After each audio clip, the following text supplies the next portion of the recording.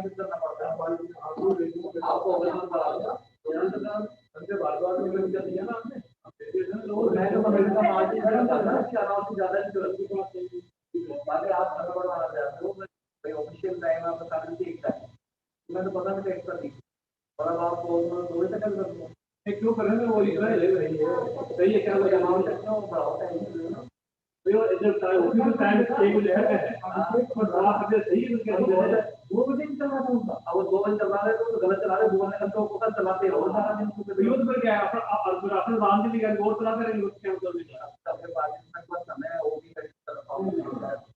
क्या official time वही रखो ना 15 मिनट तो वो टाइम वही रखो कि आप अगर खाना में एक्स्ट्रा दे तो आप ये सही है क्या तो आज मुझे लगता है धर्मपाल ने और रंजना ने आपको बता दिया पार्लर है मैंने आता ही इनको ये मैंने तो यही कहा था अब हम 2 साल भी और क्या है आप कुछ जयपुर बोले और हम तो वैसे रहते हमने एक हमें वैसे होली हो या दिवाली हो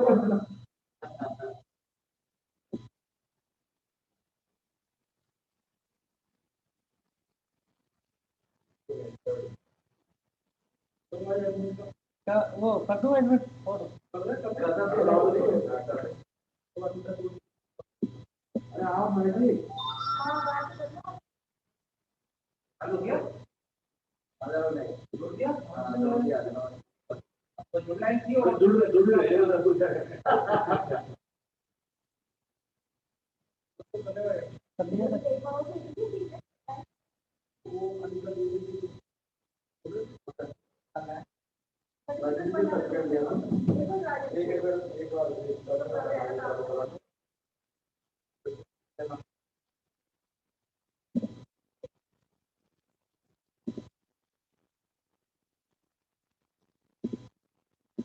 कुछ मॉर्निंग अनिता जी कैसी हो हम आपको लिंक भेज दिया और आप जुड़ जाए 10 मिनट आप लोग हमारा रिफ्लेक्शन सेशन देखिए कल वाला और उसके बाद में फिर आपका भी पड़ेगा 10:30 से 12 हम लोग कोशिश करेंगे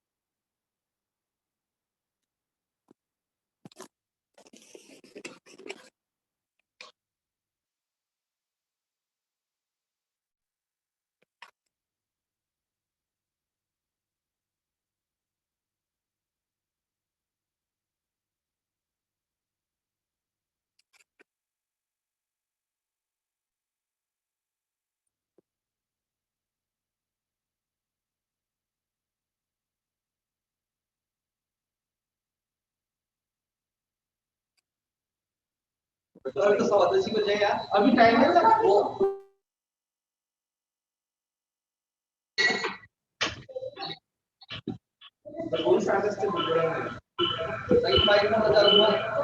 हेलो हेलो,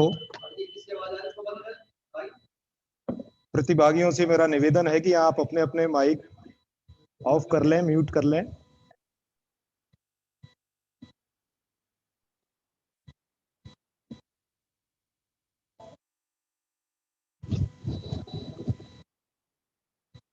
ज्ञान गंगा कार्यक्रम के तहत आयुक्तालय कॉलेज शिक्षा राजस्थान एवं स्वर्गीय पंडित नवल किशोर शर्मा राजकीय स्नातकोत्तर महाविद्यालय दौसा के संयुक्त तत्वावधान में आयोजित 6 दिवसीय प्रशिक्षण कार्यक्रम के तीसरे दिवस की शुरुआत में मैं डॉक्टर राजेंद्र सिंह गुर्जर, सह आचार्य स्थानीय महाविद्यालय, समस्त प्रतिभागियों का महाविद्यालय परिवार की ओर से एवं तकनीकी समिति की ओर से आप सबका स्वागत, अभिनंदन करता हूं। आशा और अपेक्षा है कि आपके ये कोर्स जो ज्ञान गंगा कार्यक्रम के तहत 6 दिवसीय कार्यक्रम चल रहा है, आप इसका भरपूर लाभ उठा रहे होंगे। आयुक्तालय की जो मंशा है उसके अनुरूप आप लोगों को लाभ मिले, इसके लिए हम लोग भी राजनीति विज्ञान विभाग के समस्त आचार्यगण तत्पर हैं, अपनी पूरी ऊर्जा के साथ आपके साथ जुड़े हुए हैं। कार्यक्रम को विधिवत शुभारंभ करने से पूर्व मैं आपको कुछ सूचना देना चाहूंगा। कोर्स कोऑर्डिनेटर के निर्देशानुसार ये सूचना है समस्त प्रतिभागियों को कि आयुक्त महोदय प्रतिदिन ज्ञान गंगा कार्यक्रम के तहत जो प्रशिक्षण कार्यक्रम चल रहे हैं उनका फीडबैक ले रहे हैं और उनका निर्देश है कि आयुक्त महोदय कभी भी इस कार्यक्रम से जुड़ सकते हैं और कभी भी इसकी जानकारी ले सकते हैं। इसलिए मेरा अनुरोध है समस्त प्रतिभागियों से कि वो निरंतर कार्यक्रम की शुरुआत से और कार्यक्रम के समापन तक प्रतिदिन इससे जुड़े रहें, इसको छोड़े नहीं। क्योंकि कई बार देखने को मिला है कि कई प्रतिभागी बीच में कार्यक्रम को छोड़ देते हैं, इसलिए कार्यक्रम अपनी सफलता की ओर अग्रसर हो रहा है। इसको सफल बनाना आप और हम सब लोगों की जिम्मेदारी है, इसलिए आप कार्यक्रम से निरंतर जुड़े रहें, क्योंकि आप लोगों के सहयोग के बिना कार्यक्रम अपने लक्ष्य की ओर नहीं बढ़ पाएगा। मैं कार्यक्रम को और आगे बढ़ाते हुए रिफ्लेक्शन सेशन की शुरुआत करता हूं, जिसमें कल हमारे जो कीनोट स्पीकर्स रहे हैं तीनों सेशंस के, उनके बारे में आज जिनको जिम्मेदारी दी गई है वो कृपया, मेरी आवाज उन तक पहुंच रही होगी, उनको मैं आमंत्रित करना चाहूंगा। सर्वप्रथम डॉक्टर राजकुमार गोयल, डॉक्टर राजकुमार गोयल, राजकीय महाविद्यालय अनूपगढ़। मेरी आवाज सुन रहे हैं राजकुमार जी? सुन रहा हूं सर, सुन रहा हूं राजेंद्र जी, सुन रहा हूं। नमस्कार। हेलो, मेरी आवाज आ रही है सर? हेलो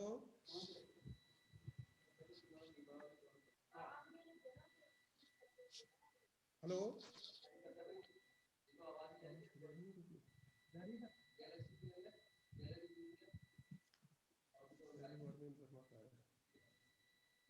कार्यक्रम में तकनीकी व्यवधान के लिए मैं क्षमा प्रार्थी हूं।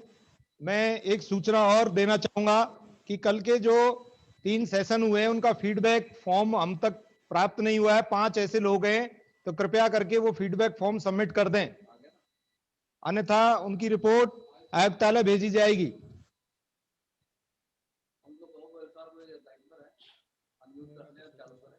हाँ, मैं स्वागत करता हूं राजकुमार जी गोयल साहब का, राजकीय महाविद्यालय अनूपगढ़।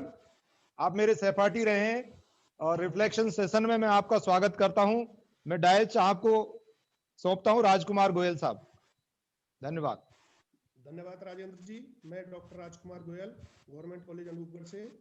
मुझे एक्चुअली सेकंड सेशन के लिए बोला गया था, रिफ्लेक्शन सेशन के लिए, जिसमें भारतीय राजनीति में दल बदल नवीन प्रवृत्तियां डॉक्टर दिनेश गहलोत, सहायक आचार्य, JNVU जोधपुर, इनके द्वारा। नाम है क्या? मेरी आवाज आ रही है ना सर? हेलो हेलो, मेरी आवाज आ रही है सर आप लोगों को? Yes sir. हेलो। हाँ गोयल साहब, आवाज आ रही है आपकी, बोले आप। हाँ हाँ कंटिन्यू। हाँ, आयुक्तालय कॉलेज शिक्षा एवं दौसा गवर्नमेंट कॉलेज के जो संयुक्त तत्वाधान में ज्ञान गंगा कार्यक्रम में आप सभी लोगों को मेरी तरफ से नमस्कार। अब तक इस ज्ञान गंगा कार्यक्रम में हमने 2 दिन में 5 रिसोर्स पर्सन को सुना है, और मैं धन्यवाद देना चाहूंगा दौसा कॉलेज को और आयुक्तालय को कि इन्होंने बहुत ही अच्छे लर्नेड पर्सन्स का चयन किया है। और ये जो टॉपिक है भारतीय राजनीति में नवीन प्रवृत्तियां विभिन्न संदर्भों में, इस पर हमको बहुत कुछ सीखने को मिल रहा है। वैसे तो ये कार्यक्रम orientation refresher for term course type ही है, लेकिन जो कल डॉक्टर दिनेश गहलोत जी ने भारतीय राजनीति में दल बदल नवीन प्रवृत्तियों के ऊपर अपना सारगर्भित व्याख्यान हमें जो दिया, उसमें इन्होंने जो विशेष रूप से दल बदल के बारे में, जिसके बारे में ये बताया कि भारतीय राजनीति का एक ऐसा लेक्विना हमारी पॉलिटिकल पार्टीज को मिल गया है, जिसके माध्यम से वो कभी भी अपने स्वार्थ की पूर्ति हेतु एक दल से दूसरे दल में शिफ्ट कर जाते हैं।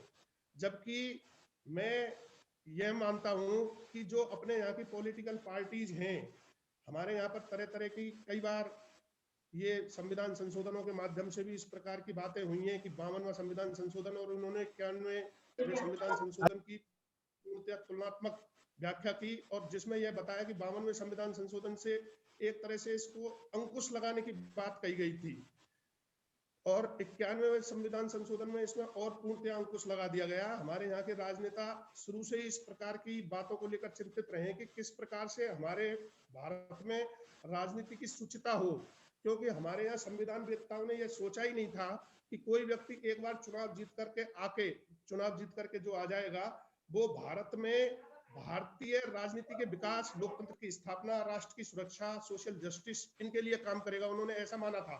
लेकिन वर्तमान में जो दौर हमें देखने को मिल रहा है, और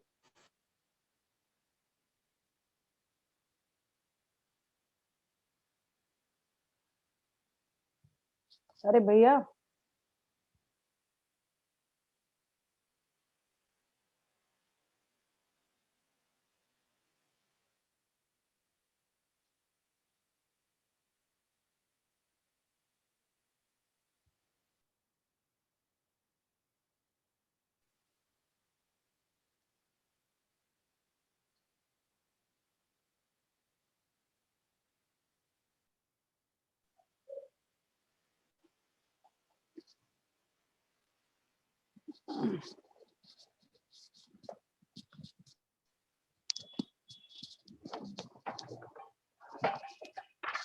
आशीष देखना आवाज क्यों नहीं आ रही? अरे शुरू हो चुका भैया, देख दे, आवाज नहीं आ रही।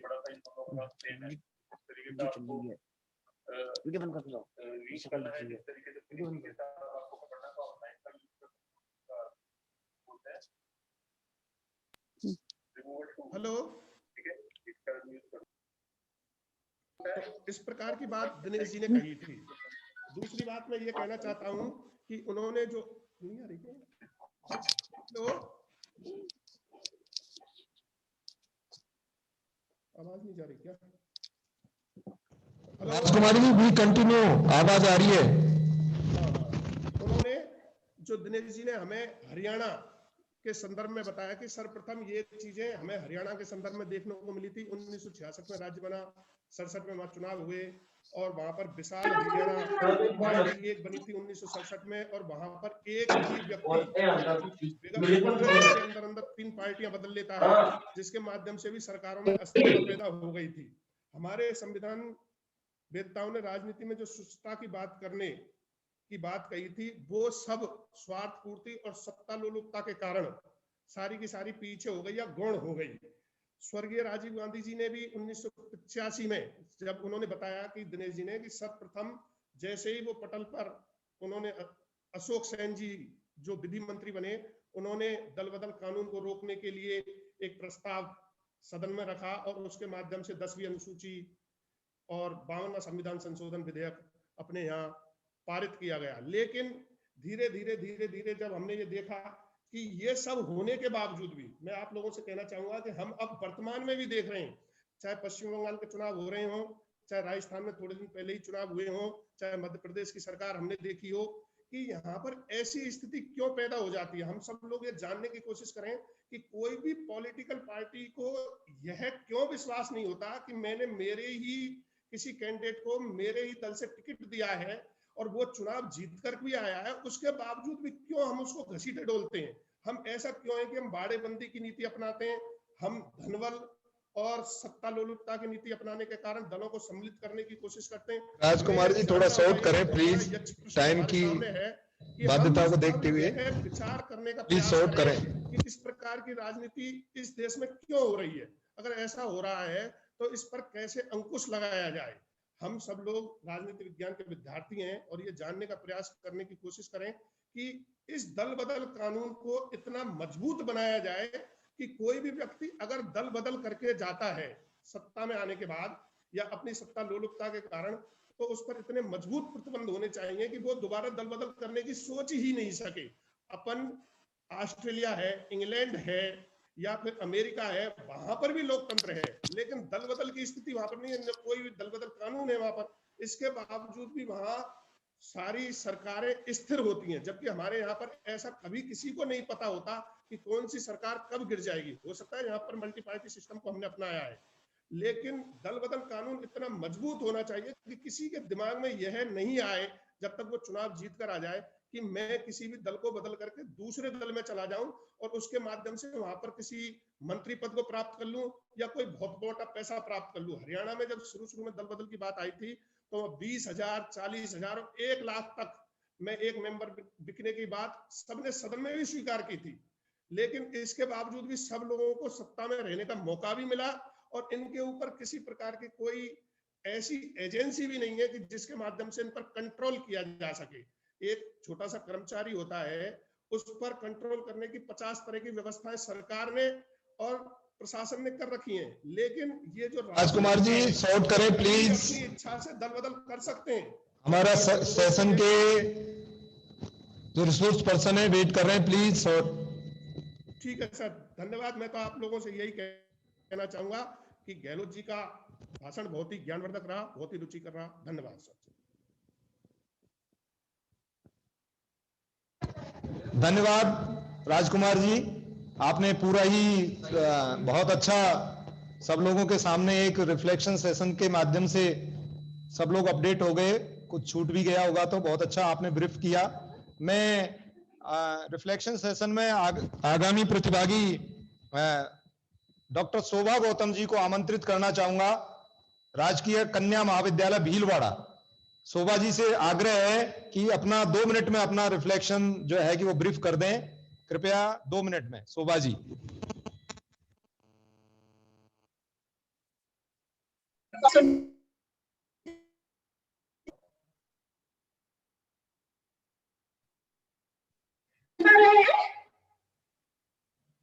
हेलो जी मैम कंटिन्यू करें, आ रही है आवाज। जी सर, ओके। सुप्रभात सभी को। आयुक्तालय द्वारा संचालित ज्ञान गंगा कार्यक्रम के दूसरे दिन कल दिनांक 19 जनवरी 2021 के तीसरे सत्र में डॉक्टर सतनाम सिंह जी ने emergence in the party system विषय पर तीव्रवर्धक और रोचक व्याख्यान प्रस्तुत किया। व्याख्यान में आपने प्रमुख रूप से 2 बिंदुओं को समाहित किया। पहला, भारतीय दलीय व्यवस्था का सैद्धांतिक स्वरूप और दूसरा, दलीय व्यवस्था में उभरती नवीन प्रवृत्तियां। आपने बताया कि चूंकि भारत एक बहुसांस्कृतिक देश है, इसलिए भारत में दलीय व्यवस्था की भूमिका और भी अधिक बढ़ जाती है। सैद्धांतिक रूप से दलीय व्यवस्था के 4 रूप हमें दिखाई देते हैं: 1 party system, 2 party system, multi party system and mix party system. अगर हम भारत की बात करें तो भारत में दलीय व्यवस्था के ये चारों ही रूप हमें दिखाई देते हैं। आपने भारत की दलीय व्यवस्था को 7 फेजेस में डिवाइड किया। पहली, बिफोर इंडिपेंडेंस, जिसे हम कह सकते हैं movement party system. After independence देखते हैं 1947 से 64 तक, जिसे हम नेहरू युग के नाम से जानते हैं, इस युग में लोकतांत्रिक अधिनायकवाद हमें दिखाई देता है।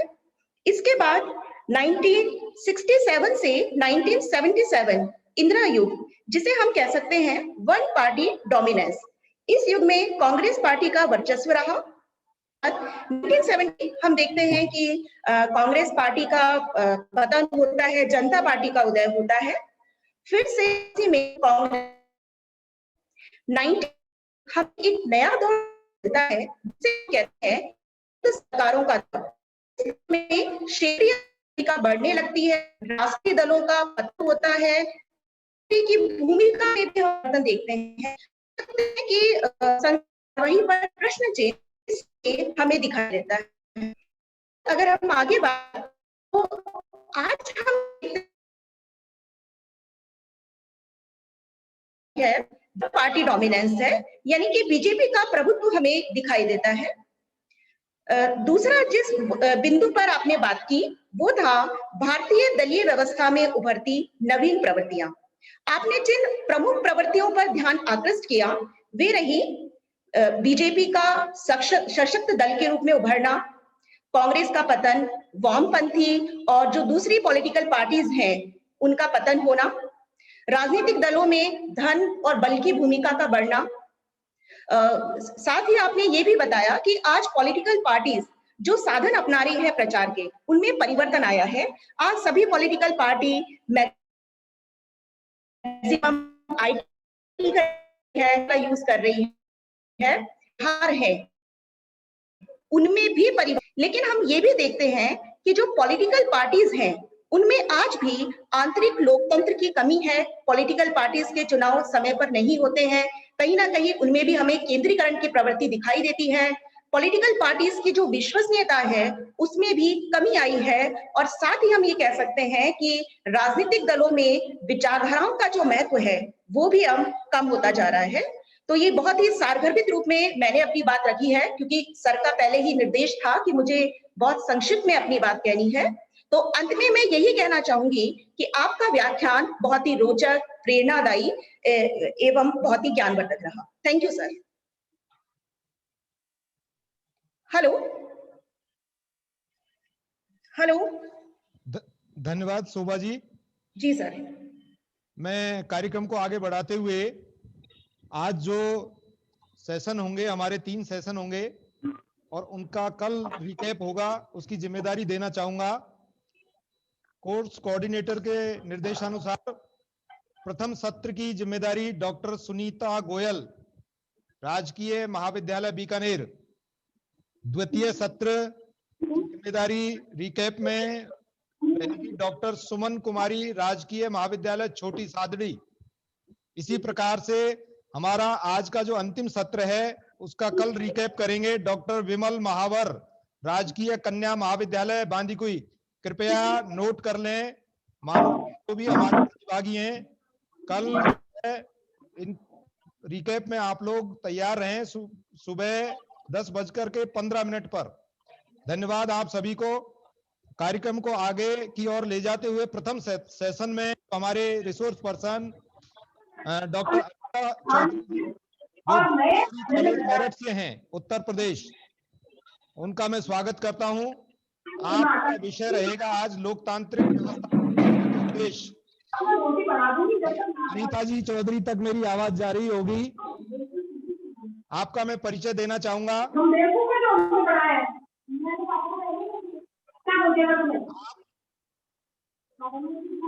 डॉक्टर अनीता चौधरी जी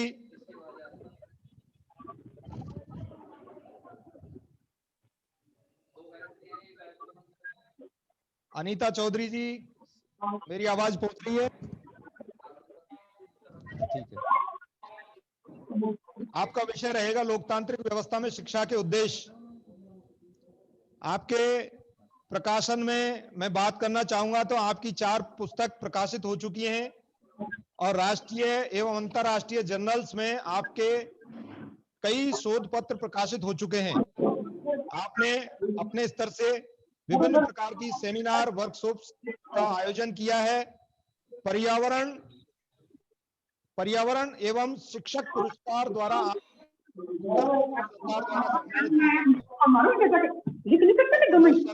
गठित विभिन्न शैक्षणिक समितियों में आप एक सदस्य के रूप में मेरिट का प्रतिनिधित्व करती हैं। व्यक्तित्व को मैं आमंत्रित करना चाहूंगा। हमारे आज के प्रथम सेशन में व्यवस्था में शिक्षा के उद्देश्य विषय पर हमारे प्रतिभागियों को संबोधित करेंगी डॉक्टर अनीता चौधरी जी। आपका स्वागत है मैडम।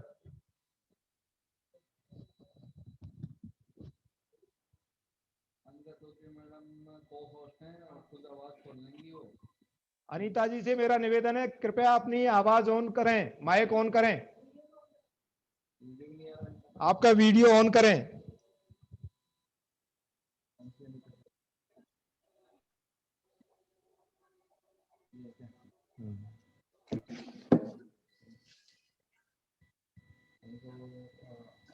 हेलो सर, आ रही है आप तक आवाज? आपकी आवाज आ रही है, बिल्कुल।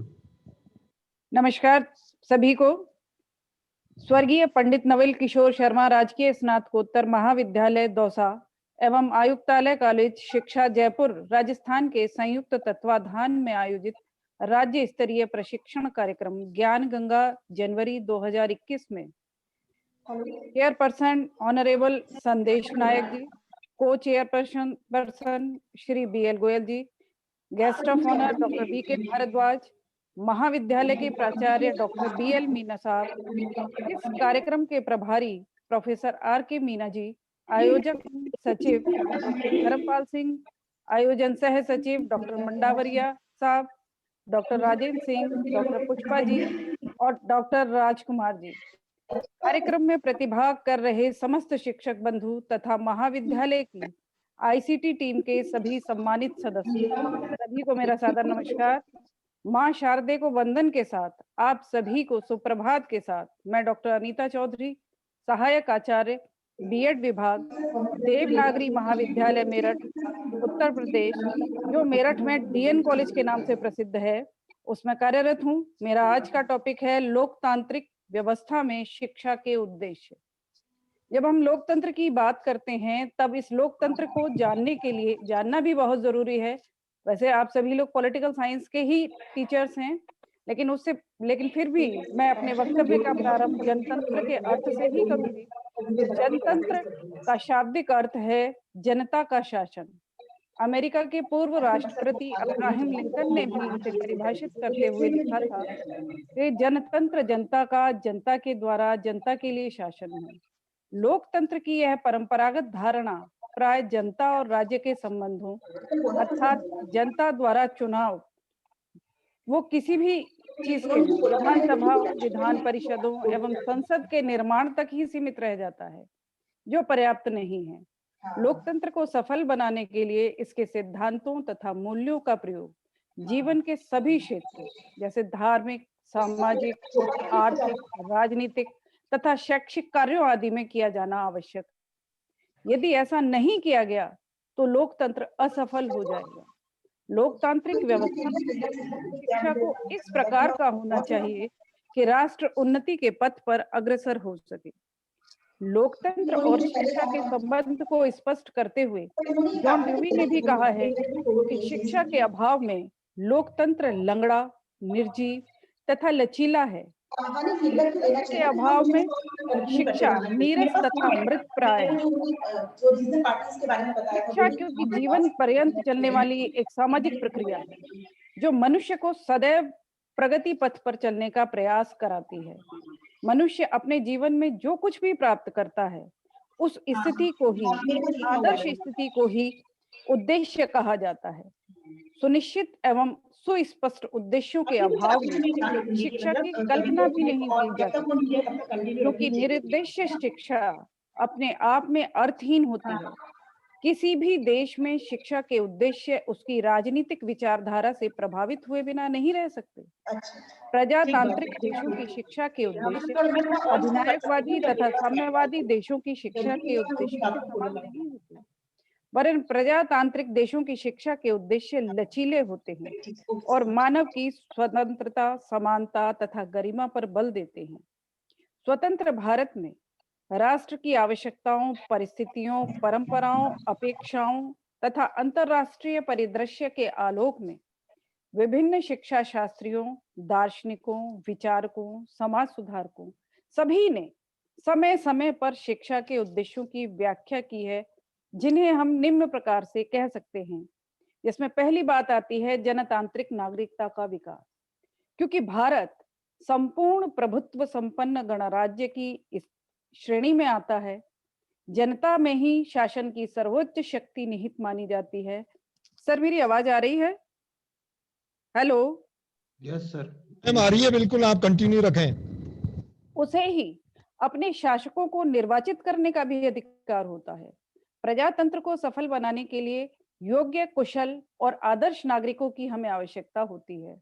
इसीलिए शिक्षा का उद्देश्य ऐसे नागरिकों का निर्माण करना है जिनमें सहनशीलता, सच्चाई, ईमानदारी, परोपकार, प्रेम, त्याग, कर्तव्य पालन तथा राष्ट्र के प्रति अटूट भक्ति की भावना हो।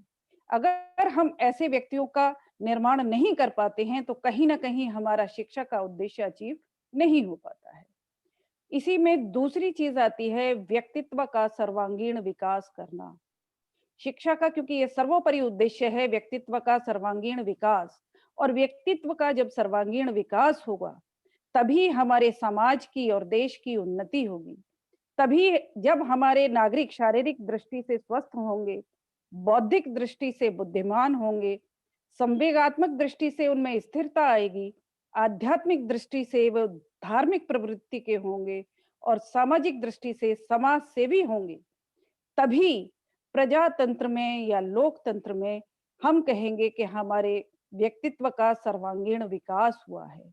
और प्रजातंत्र में तो क्योंकि व्यक्ति की गरिमा को बहुत महत्व दिया जाता है, इसलिए वर्तमान परिस्थितियों में हमारी शिक्षा का उद्देश्य बालक का सर्वांगीण विकास करना होना चाहिए, जिससे भारत के भावी नागरिक आगे चलकर प्रत्येक क्षेत्र में देश का नव निर्माण कर सके। नेतृत्व के लिए तीसरी चीज आती है नेतृत्व के लिए शिक्षा देना। नेतृत्व के लिए शिक्षा की व्यवस्था की गई है कि किसी भी देश के विकास के लिए प्रत्येक क्षेत्र में सच्चे और प्रभावशाली नेतृत्व की आवश्यकता होती है, क्योंकि हमारी शिक्षा का उद्देश्य विद्यार्थियों में नेतृत्व के गुणों का विकास करना है। और कहीं यदि हम देखें अपनी शिक्षा व्यवस्था को तो हम इस चीज को करने का प्रयास करते हैं। जो विद्यार्थी काउंसलिंग बनती हैं उनको इसीलिए डेवलप करने का प्रयास किया गया था कि उनके द्वारा बच्चे इन नेतृत्व भावना को सीख सके। शिक्षा के द्वारा विद्यार्थियों को जीवन के हर क्षेत्र में हमें आगे ले जाना है, चाहे वो सामाजिक हो, राजनीतिक हो, आर्थिक हो, नैतिक पक्ष हो, चाहे उसका आध्यात्मिक पक्ष हो या धार्मिक पक्ष हो। सभी पक्षों के लिए हमें अपने विद्यार्थियों को प्रशिक्षित करना होता है, जिससे वे अपने उत्तरदायित्वों का निर्वहन भली प्रकार से कर सकें और देश को उन्नति के पथ पर ले जा सकें। इसके बाद बात आती है सामाजिक तथा राष्ट्रीय एकता का विकास।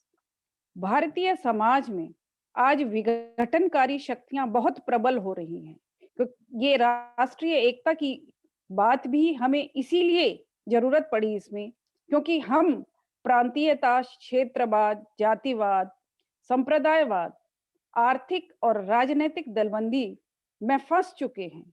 इससे सामाजिक और राष्ट्रीय एकता खतरे में पड़ गई है। विद्यार्थियों में राष्ट्र के प्रति भक्ति, उसके भविष्य के प्रति विश्वास जागृत करना, छोटी छोटी बातों पर आधारित संकीर्णता की भावना को समाप्त करके उनमें आदर्श नागरिकता के गुण पैदा करना शिक्षा का प्रमुख उद्देश्य है। फिर बात आती है नागरिकता का प्रशिक्षण। लोकतांत्रिक व्यवस्था में शिक्षा का एक उद्देश्य बालकों को नागरिकता का प्रशिक्षण देना भी है। इस उद्देश्य के अनुसार शिक्षा ऐसी होनी चाहिए कि प्रत्येक बालक में अपने देश की राजनीतिक, आर्थिक तथा सामाजिक समस्याओं को समझने और उनमें अपनी योग्यता विकसित करने की क्षमता हो सके। वास्तविकता तथा प्रचार में अंतर समझने की क्षमता विकसित हो सके। वो विद्यार्थी चिंतन, मनन और निर्णय जैसी योग्यताओं को विकसित कर सके। अपने अधिकारों तथा कर्तव्यों के प्रति जागरूकता आ सके। और ये हम तभी कर पाएंगे जब हमारी शिक्षा व्यवस्था इतनी सुदृढ़ हो, हमारी अपनी शिक्षा के उद्देश्य इतने क्लियर हों, और कहीं हमारे शिक्षकों का ही दायित्व सर्वप्रथम है कि हम शिक्षक अपने दायित्वों का निर्वहन करते हुए बालकों को इस तरह की शिक्षा व्यवस्था सुनिश्चित करें। देन नेक्स्ट पॉइंट हमारा आता है राष्ट्र का आधुनिकीकरण करना।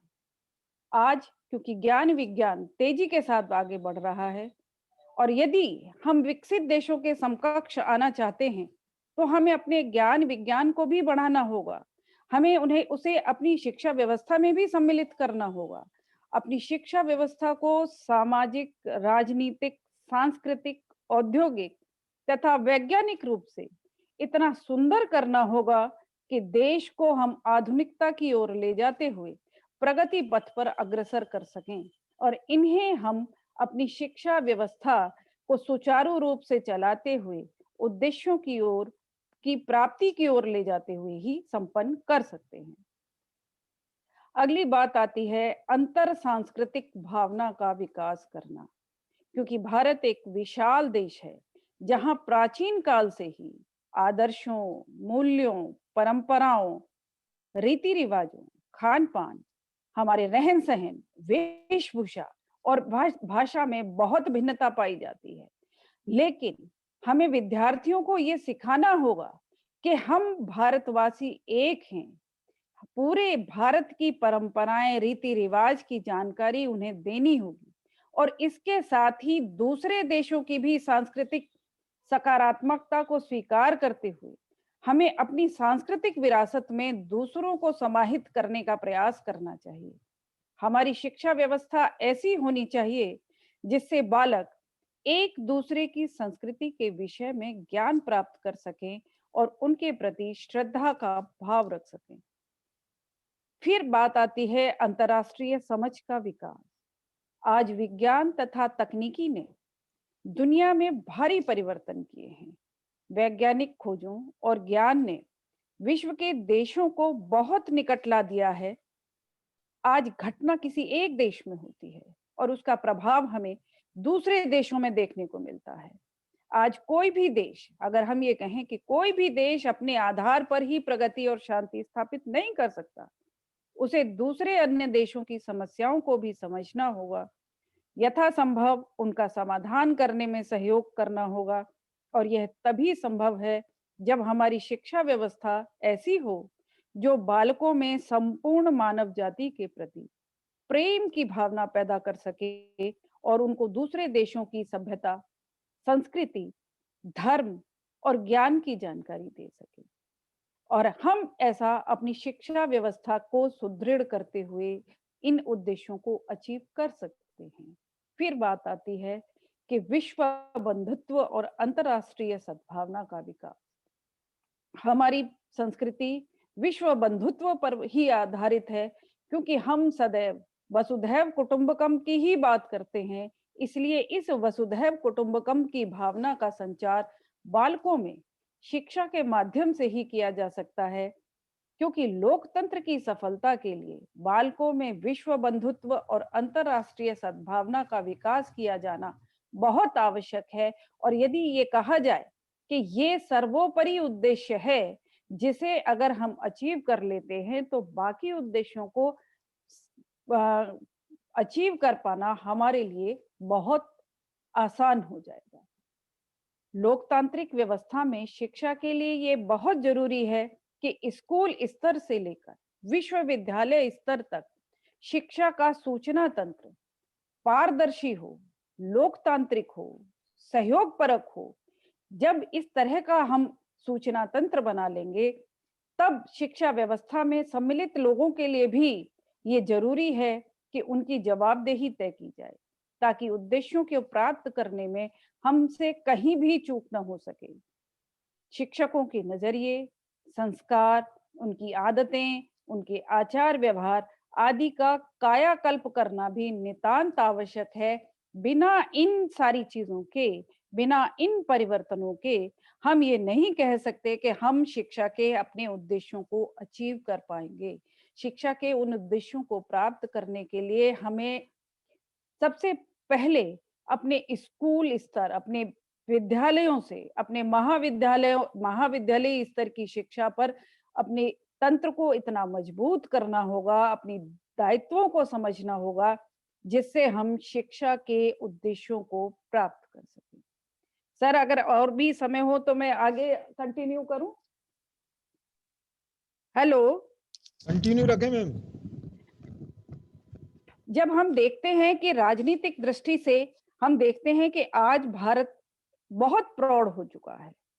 लोकतंत्र, सर्वधर्म समभाव और सामाजिक न्याय की धारणाएं हमारे लिए आदर्श की कल्पनाएं नहीं हैं, बल्कि ये भारतीय समाज के व्यवहार में आ चुकी हैं। और ये सभी चीजें कहीं ना कहीं शिक्षा के उद्देश्यों के माध्यम से ही आई हैं। और अगर हम ये कहें कि भारतीय लोकतंत्र एक मिसाल के रूप में है, तो वो भी गलत नहीं होगा, क्योंकि इतनी बड़ी आबादी के बाद भी भारतीय लोकतंत्र का संचालन कार्य प्रशंसनीय और अनुकरणीय है। क्योंकि प्रत्येक आम चुनाव के बाद जितनी सादगी के साथ, जितनी शांति के साथ, जिस धैर्य के साथ भारत में सत्ता का हस्तांतरण होता है, वह विलक्षण है, सभी देशों में देखने में नहीं आता। क्योंकि लोकतंत्र के जो मूल सिद्धांत हैं, स्वतंत्रता, समानता, बंधुत्व और न्याय, ये सभी कहीं ना कहीं हमारे लोकतंत्र को मजबूत बनाने का काम करते हैं। और इन भावनाओं को विकसित करने का काम पूरी तरह से हमारी शिक्षा ही करती है। क्योंकि लोकतंत्र के जो सिद्धांत हैं, जो लोकतंत्र के मूल्य हैं, अगर हम मूल्यों की बात करें, व्यक्ति का आदर करना, सहनशीलता, परिवर्तन में विश्वास, शांति, सेवा या व्यक्तिगत और सामाजिक उन्नति, शिक्षा हमें ये सभी उद्देश्य अपने अंदर धारण करने की, इन मूल्यों के पर चलने की प्रेरणा देती है, जिसके द्वारा हमारी राजनीति का स्वरूप भी कहीं ना कहीं, अगर हम कहें विकृत हो रहा है, तो कुछ लोग ऐसे भी हैं जो उसे आज भी सुधारे हुए हैं। जिन लोगों को हम आज भी अनुकरणीय कह सकते हैं, हम उनका अनुकरण कर सकते हैं। समाज में सदैव ही सकारात्मक और नकारात्मक तत्व रहते हैं। शिक्षा का कार्य है सकारात्मक तत्वों को आगे बढ़ाना। उस सकारात्मकता के साथ ही हम सभी शिक्षकों को भी अपनी जिम्मेदारी का निर्वहन करते हुए शिक्षा के इन उद्देश्यों को अचीव करने की कोशिश करनी चाहिए। अपने बालकों में ऐसे बीजों का रोपण करना चाहिए, जिससे आगे चलकर वो देश और समाज के लिए लाभदायक हों, हितकारी हों। धन्यवाद। Hello hello hello. हाँ मैम, कंटिन्यू रखें। हेलो। जब हम, हाँ, हेलो सर। धन्यवाद मैम। आपने जो लोकतांत्रिक व्यवस्था में शिक्षा के उद्देश्य विषय पर अपना व्याख्यान प्रस्तुत किया, समय की बाध्यता को देखते हुए मैं प्रतिभागियों से निवेदन करूंगा कि वो अपने कोई संक्षिप्त में अपने कोई प्रश्न, कोई सबमिशन उनका हो, कोई क्वेश्चंस हो, कोई क्वेरीज हो, तो आप पूछ सकते हो प्रतिभागी।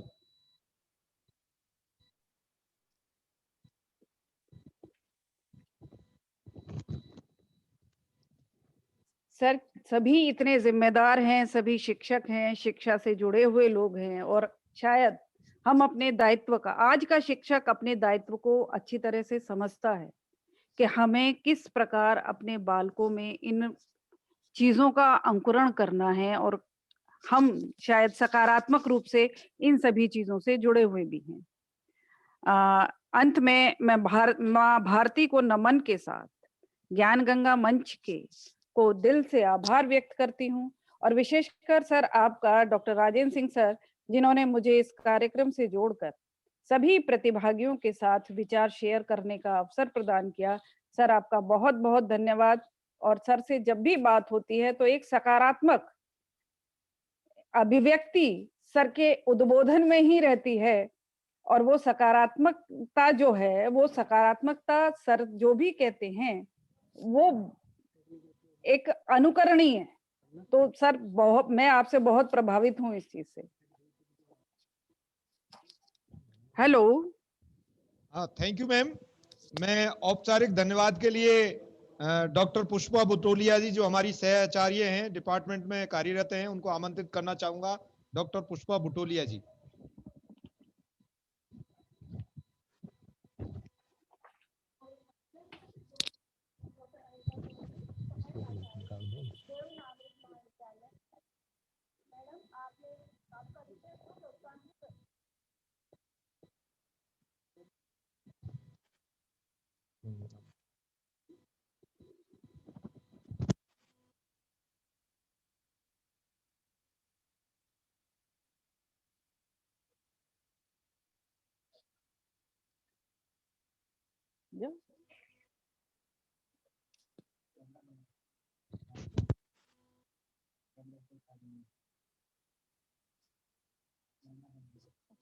हो गया चालू।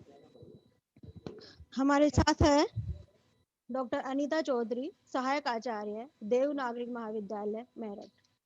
मैडम का विषय था लोकतांत्रिक व्यवस्था में शिक्षा के उद्देश्य।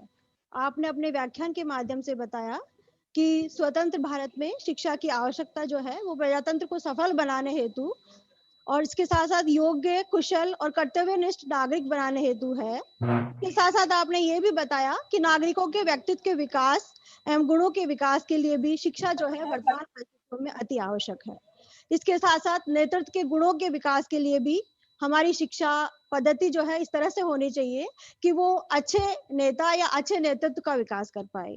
इसके साथ साथ आपने बताया कि सामाजिक एवं राष्ट्रीय एकता के लिए विद्यार्थियों में सांस्कृतिक विभिन्नता को समझने का जो है उनमें हमें वो विकसित करना चाहिए कि विद्यार्थी जो है वो सांस्कृतिक विभिन्नताओं को समझे, एक दूसरे की संस्कृति का जो है वो सम्मान करे, श्रद्धा रखे। इसके साथ साथ जो है वो अपने देश की एकता और अपने देश के जो है सम्मान के लिए सदैव तत्पर रहे। इसके साथ साथ आपने ये भी बताया कि आज के तकनीकी युग में हमारी शिक्षा व्यवस्था सामाजिक, राजनीतिक, सांस्कृतिक रूप से विस्तृत होनी चाहिए। आपने ये भी बताया कि शिक्षा व्यवस्था का उद्देश्य जो है वो विद्यार्थियों में वसुधैव कुटुंबकम की भावना का विकास करना है और स्कूली शिक्षा और विश्वविद्यालय शिक्षा के स्तर जो है इतना उच्च और पारदर्शी होना चाहिए और इतना स्वच्छ होना चाहिए कि हमें जो है विद्यार्थियों को एक अच्छे नागरिक के रूप में हम उनको प्राप्त कर सके या उनमें अच्छे नागरिक के गुणों का विकास कर सके। तो मैडम आपका व्याख्यान बहुत ही उपयोगी था, बहुत महत्वपूर्ण था। निश्चित रूप से हम और हमारे प्रतिभागी आपके व्याख्यान से लाभान्वित होंगे। आपने अपना अमूल्य समय हमें दिया, इसके लिए आपको बहुत बहुत आभार। धन्यवाद। धन्यवाद मैडम।